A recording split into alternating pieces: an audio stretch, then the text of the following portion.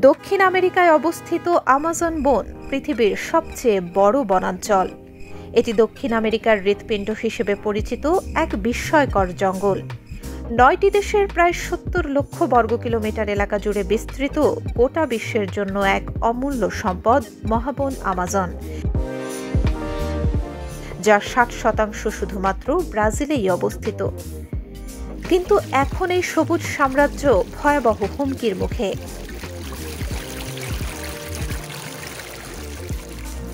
Amazon বনকে বলা হয় পৃথিবীর ফুসফুস, কারণ পৃথিবীর মোট অক্সিজেনের ২০% উৎপাদন করে আমাজন। সেই সাথে বাতাস থেকে বিপুল পরিমাণ কার্বন ডাই অক্সাইড গ্রহণ করে বৈশ্বিক উষ্ণতা কমাতে গুরুত্বপূর্ণ ভূমিকা রাখে।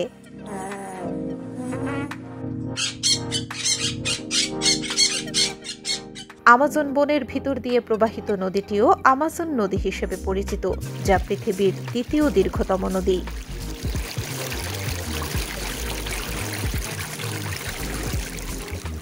জীববৈচিত্র্যের হটস্পট এই আমাজন। এখানে রয়েছে প্রায় ৪০,০০০ প্রজাতির গাছপালা, ১৩০০ প্রজাতির পাখি, ৪৩০ প্রজাতির স্তন্যপায়ী, ২,২০০ জাতের মাছ, ৩৭৮ জাতের সরীসৃপ, ৪২৮ জাতের উভচর প্রাণী এবং ২৫ লক্ষ জাতের পোকামাকড়।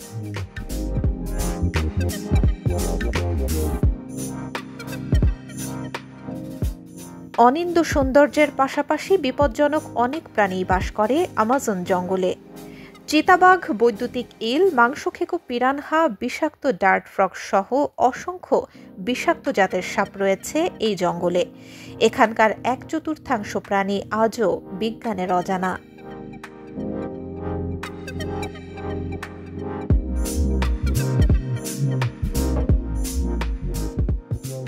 কিন্তু এই সবুজ জীবনভূমি আজ ধ্বংসের পথে।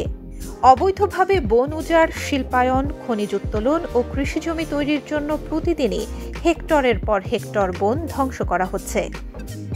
২০২৪ সালের এক পরিসংখ্যান অনুযায়ী এই বনের শুধুমাত্র ব্রাজিল অংশেই বছরে প্রায় ১.৫ মিলিয়ন হেক্টর বনভূমি হারিয়ে যাচ্ছে। জলবায়ু পরিবর্তনের প্রভাবে এই অরণ্যের বৃষ্টিপাত কমে গেছে, খরা ও দাবানলের হার বেড়েছে কয়েক গুণ।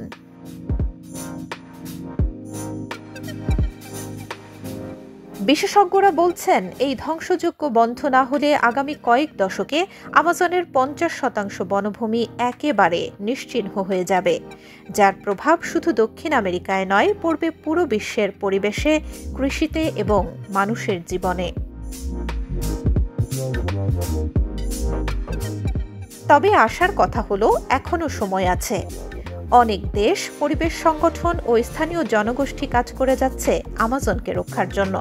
গড়ে উঠেছে পরিবেশ বান্ধব আন্দোলন, বন সংরক্ষণ প্রকল্প।